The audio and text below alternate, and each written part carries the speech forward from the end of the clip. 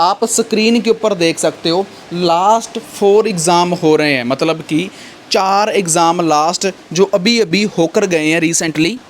बात करते हैं 11 जुलाई की, उससे पहले एग्ज़ाम हुआ था 6 जुलाई को, उससे पहले एग्ज़ाम हुआ था 29 जून को, एंड उससे पहले एग्ज़ाम हुआ था 22 जून को। चारों एग्ज़ाम में कंटिन्यू हमारी प्रिडिक्शन पीडीएफ हिट गई है। Writing 100% same, reading 1 passage 2 passage सभी एग्ज़ाम में 100% सेम, स्पीकिंग की प्रिडिक्शन हिट 100% सेम, और इसमें कोई झूठ नहीं है, कोई फेक नहीं है। बहुत सारे लोग ये बात बोलते हैं प्रिडिक्शन के ऊपर ट्रस्ट नहीं करना चाहिए, विश्वास नहीं करना चाहिए। तो आपकी मोबाइल स्क्रीन के ऊपर ऐसा कोई भी स्क्रीनशॉट ऐसा नहीं है कि जो हमने गूगल से लिया हो। सभी के सभी मोबाइल स्क्रीन रिकॉर्डिंग चल रही है, तीनों के तीनों आप देख सकते हो 1, 2 एंड 3। ये mobile screen. You will hear part of a lecture about studying history. First, you have some time to look at questions 1 to 3.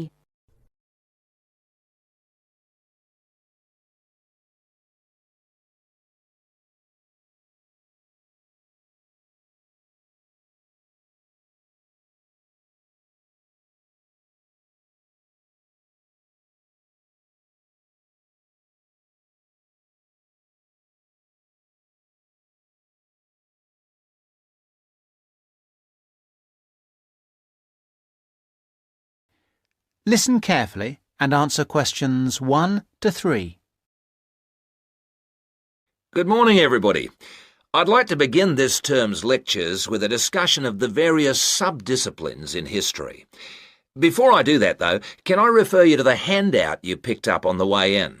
It deals with 2 general topics. The first is, why study history? And the second is, what is history? Neither of these questions has an easy answer. In fact, people have been asking these questions for as long as history has been studied. However, as you are mostly new students to this subject, and we have some students of economics with us also, I feel you should have some background to these basic questions. Anyway, it's all in the handout. I might add that, for me personally, the most important reason for studying history is that I find it exciting. Our ancestors can remain, if we want them to, a mystery, a closed book, a blackness that we never see into, or we can come to know what motivated them and discover how that led to the world we live in today. Before you hear the rest of the conversation, you have some time to look at questions 4 to 10.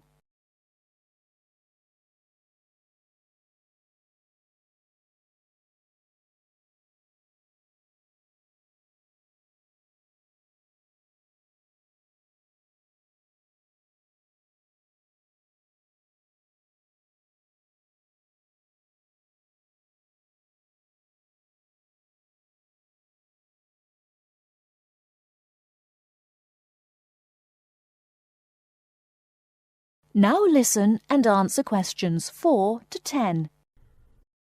Now answer questions 4 to 10. You who have chosen to pursue the study of history are very fortunate. This is a time when we can talk not just about history, but histories.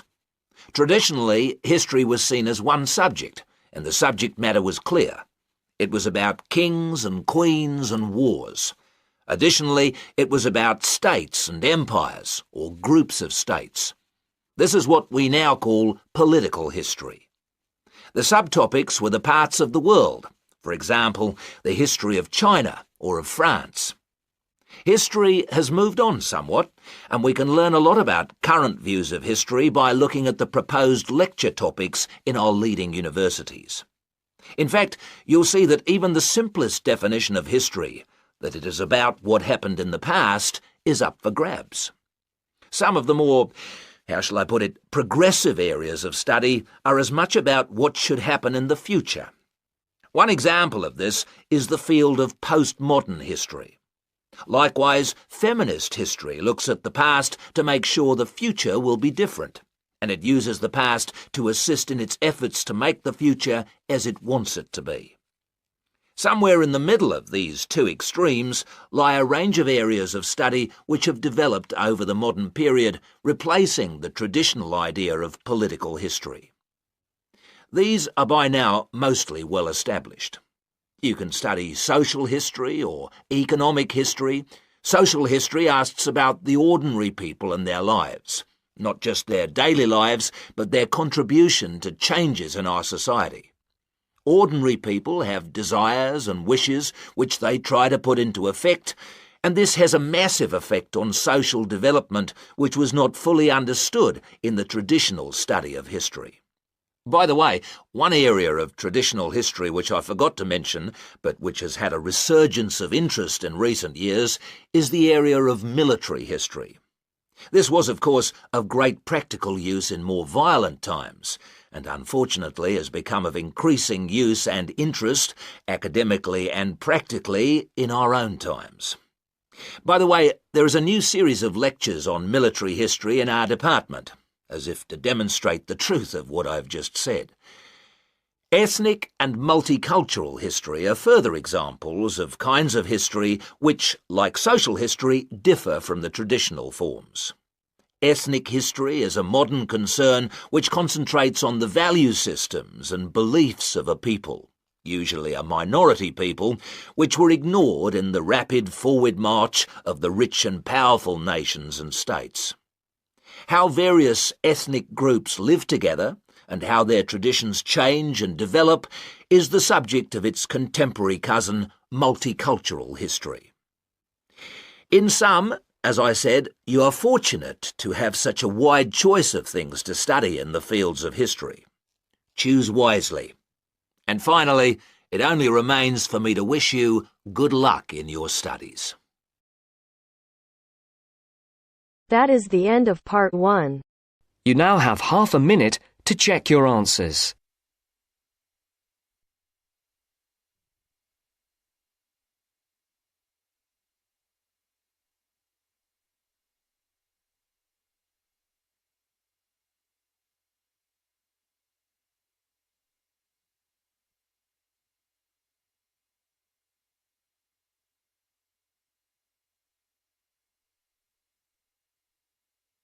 Now turns to part 2.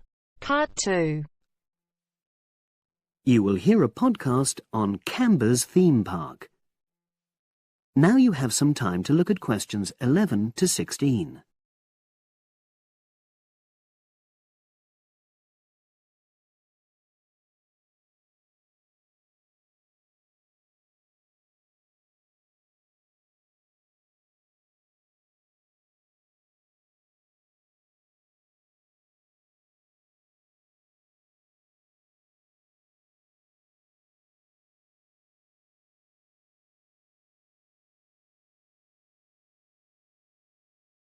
Now listen and answer questions 11 to 16. Welcome to Canberra's Park podcast. In the next few minutes, I'll tell you a little about the park and the amazing things we have to offer. We like to think that Canberra's offers more than other theme parks. Like them, we have a variety of exciting rides for people of all ages, but Canberra's also places strong emphasis on the educational experience for its visitors. Not boring facts, but lots of interactive exhibits. Although it's mainly an outdoor experience, we do have some indoor activities if the weather gets too dreadful. The park's got a lovely, well-established feel, set in 80 acres of beautiful countryside, about 3 miles south of the tourist resort of Dulchester. The park was set up in 1997 by the Canberra family, but then taken over by new owners in 2004, who have maintained the original vision of the Canberras. It has lots of old trees, hundreds of flower beds, and a gorgeous lake. Canberra's has over 45 different rides, exhibits, and arcades. All but one of these is free once you've paid your entrance fee. We charge a small fee for our newest ride to reduce the length of the queues. You don't pay anything for parking. A family ticket for a family of 4 works out at about £8 per person, which is amazing value. Full details of current prices are shown on our website, along with full details of rides, etc., and directions for getting to us. We also have a number of special offers. For example, if you live locally, why not join our Adventurers Club, which entitles you to 50% off ticket prices all year round, and a special lane for all rides and exhibits, which means you don't have to wait to get into any part of the park. See the Offers tab on the website. We've recently added a number of new exhibits to the park, and we're particularly proud of our Future Farm Zone, which houses over 20 different species of animals, from chipmunks to dairy cows. The emphasis is on getting near to the animals. All of them can be petted, and you can buy food for feeding the animals. Many of our younger visitors say that this is the high point of their visit. And speaking of food, don't let the animals have all the fun. We have a total of 7 different catering outlets on the site. We're open 10 to 5:30 all year round, and cold drinks and snacks can be bought at any time during opening hours. And hot food is available most of the day in the Hungry Horse Cafe from 11 until 5, just half an hour before closing time. Now you have some time to look at questions 17 to 20.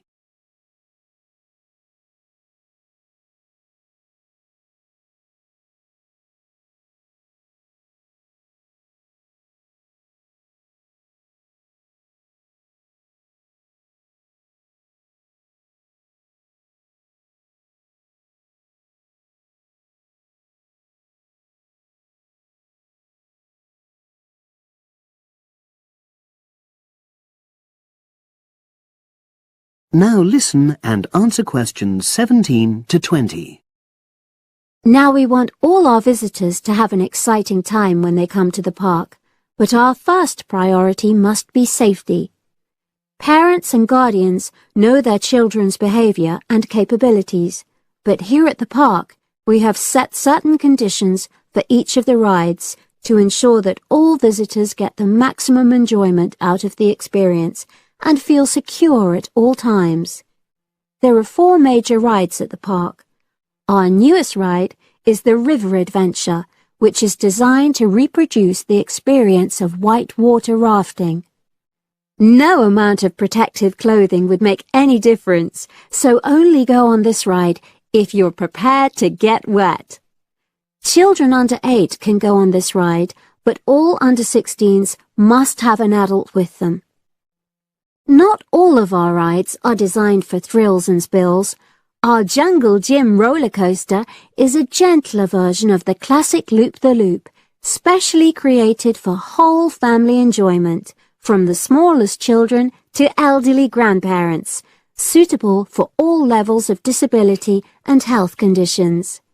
Carriages have comfortable seating for up to 8 people with safety belts for each passenger, which must be worn at all times. Sit back and enjoy the scenery. One of the best established and most popular of Canberra's rides is the massive swoop slide. Whiz down the polished vertical slide 9 meters in height and scream to your heart's content. There are no age or height restrictions. Be careful though, you must have on long trousers so you won't get any speed burns. And then there's the famous Zip Go-Kart Stadium with 16 karts, 8 for single drivers and 8 for kids preferring to ride along with mum, dad or carer. Take part in high-speed races in our specially designed Formula One style karts, but no bumping other karts, please.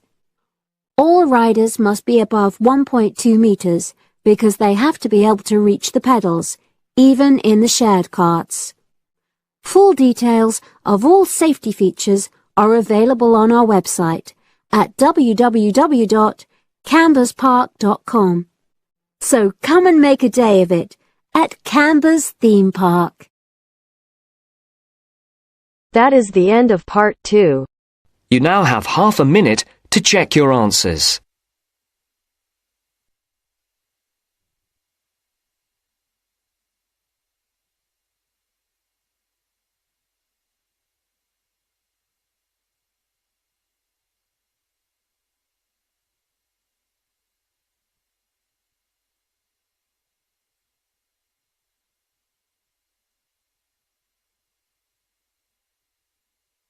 Now turns to part 3. Part 3. You will hear a conversation between a student, Dave, and his tutor about a project that Dave has done about work placements. First, you have some time to look at questions 21 to 25.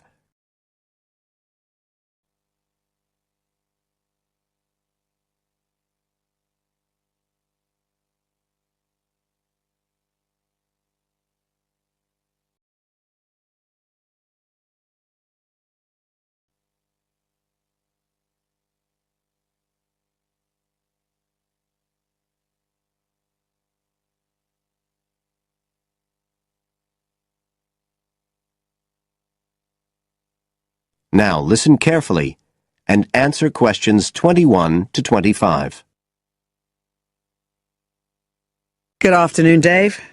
Come on in and take a seat. Hi, Dr. Green. Thanks. Oh, hang on a minute. I'll just find the first draft of your project paper, and we can have a look at it together.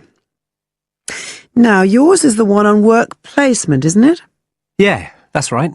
So what made you choose that for your project? Well, I suppose it was because sending students off to various companies for work experience seems to be such a typical part of educational courses these days. I mean, even school kids get to do it. But I felt everyone just kind of assumes it's a good thing. And I guess I wanted to find out if that's the case. But you don't look at schools or colleges, right? You've stuck to university placement schemes. Yeah, well, I quickly found that I had to limit my research. Otherwise, the area was just too big. Do you think that was okay? I think it's very sensible, especially as the objectives might be very different. So how many schemes did you look at? Well, I sent out about 150 questionnaires altogether. 50 of each to university authorities, students and companies. And I got responses from 15 educational institutions and 30 students in 11 individual companies. Great. That sounds like a good sample. And who did you send your company questionnaires to? Well, the idea was to have them done by the students' line managers. But sometimes they were filled in by the human resources manager or even the owner of the company. Right. I didn't find a full list anywhere, so I think it's very important to provide that, really. You can put it as an appendix at the back. Right. I've got a record of all the respondents, so that'll be easy. I hope other things were okay. I mean, I've already put such a lot of work into this project, identifying the companies and so on. Oh, I can tell. I think you've done a good job overall. You now have some time to look at questions 26 to 30.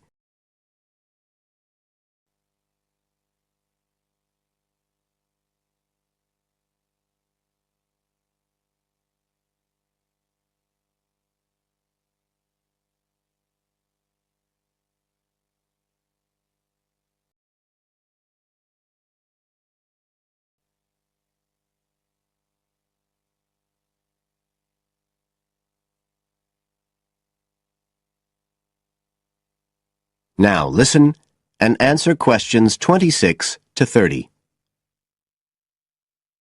I thought your questionnaires were excellent, and you'd obviously done lots of background reading. But there were a few problems with the introduction. First of all, I think you need to make some slight changes to the organisation of your information there. At present, it's a bit confused. OK. What did you have in mind? Well, you write quite a bit about work placement in general, but you never explain what you mean by the term. So you think I should give a definition?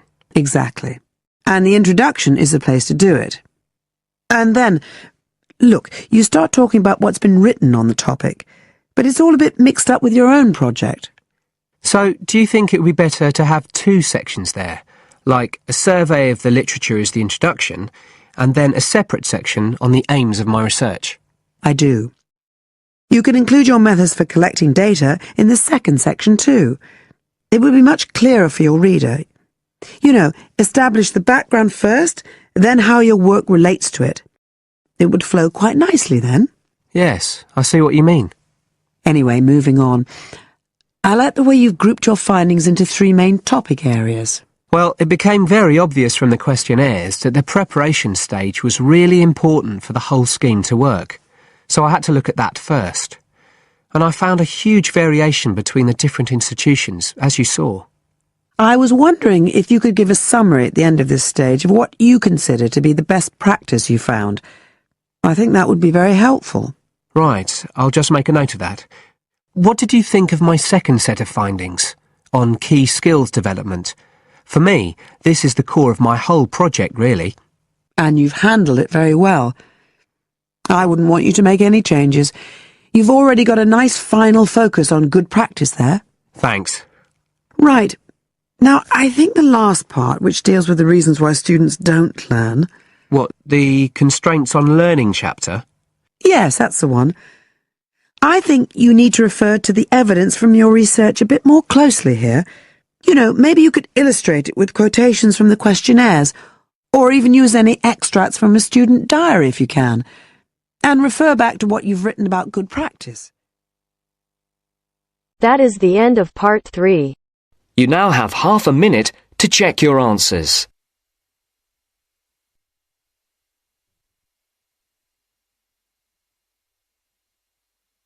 अगर listening के साथ साथ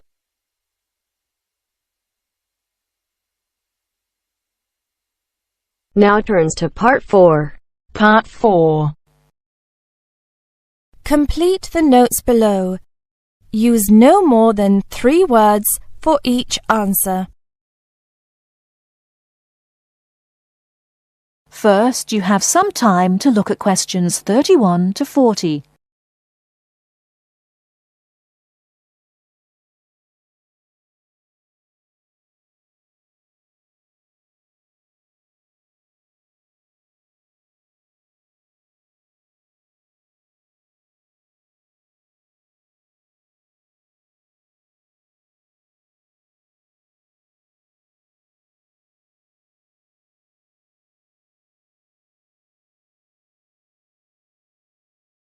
Now listen carefully and answer questions 31 to 40. Good afternoon. I'm glad you all found your way here. Now I'd like Dr. Wallace to introduce us to the Arboretum. Good afternoon. Although at first glance the Arboretum may look like a park, it is a research and teaching facility that also provides a place for people to develop a positive relationship with nature. When then University of Wisconsin-Madison purchased the land, mostly during the 1930s, much of it bore little resemblance to its pre-settlement state. Instead, it had been turned into cultivated fields and pastures that had fallen into disuse. The university's Arboretum committee decided, early on, to try to bring back the plants and animals that had lived on the land before its development. Though they may not have anticipated it at the time, the committee's foresight resulted in the Arboretum's ongoing status as a pioneer in the restoration and management of ecological communities. In focusing on the re-establishment of historic landscape, particularly those that predated large-scale human settlement, they introduced a whole new concept in ecology: ecological restoration. The process of returning an ecosystem or piece of landscape to a previous, usually more natural, condition. Madison was a fast-growing city in the 1920s. Fortunately, some leading citizens recognized the need to preserve open space for Madison's residents. Most of the Arboretum's current holdings came from purchases these civic leaders made during the Great Depression. In addition to inexpensive land, the Depression brought a ready supply of hands to work it. Between 1935 and 1941, crews from the Civilian Conservation Corps was stationed at the Arboretum and provided most of the labour needed to begin establishing ecological communities within the Arboretum. Efforts to restore or create historic ecological communities have continued over the years, with the result that the Arboretum's collection of restored ecosystems is not only the oldest, but also the most extensive such collection. In addition to these native plant and animal communities, the Arboretum, like most arboreta, has traditional collections of labelled plants arranged in garden-like displays. These horticultural collections, featuring trees and shrubs of the world, are the state's largest woody plant collections. That is the end of part 4. You now have half a minute to check your answers.